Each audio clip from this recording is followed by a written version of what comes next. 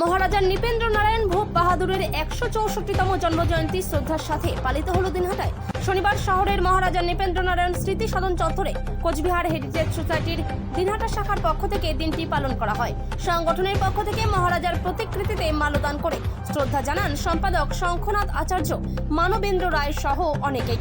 সংস্থার সম্পাদক শঙ্খনাথ বলেন, মহারাজার 164তম জন্মদিবসে তার প্রতিকৃতিতে মাল্যদান করে আমরা শ্রদ্ধা জানালাম। আধুনিক কোচবিহারের রূপকার মহারাজা নৃপেন্দ্র নারায়ণ। আপনারা নিশ্চয়ই অবগত আছেন, প্রতি বছরের মতো এবারও আমরা মহারাজার জন্মদিবস যথাযোগ্য মর্যাদায় পালন করবার চেষ্টা করলাম।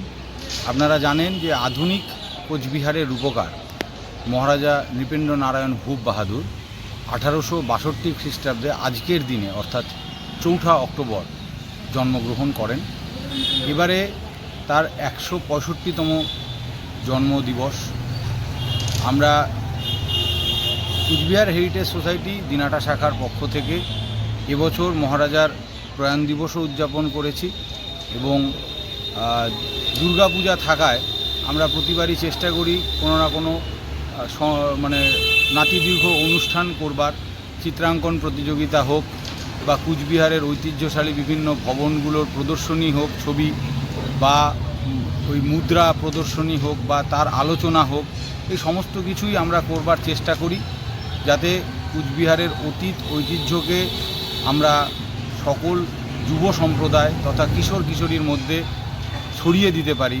মহারাজার কুচবিহারের যে মহারাজাদের শাসন, ঐতিহ্যশালী প্রায় 500 বছরের শাসন, সেটা যাতে তার সুদীর্ঘ ইতিহাসের একটা কিছু অংশ যদি ছাত্রছাত্রীদের মধ্যে বা তরুণ সমাজের মধ্যে ছড়িয়ে দিতে পারি, সেই চেষ্টাটা আমরা করে থাকি। এবারও তার ব্যতিক্রম একটু হয়ে গেল, কারণ আপনারা জানেন গতকালই দিনহাটায় দুর্গাপূজার কার্নিভাল হয়েছে এবং সমস্ত প্রতিষ্ঠানগুলো বন্ধ রয়েছে।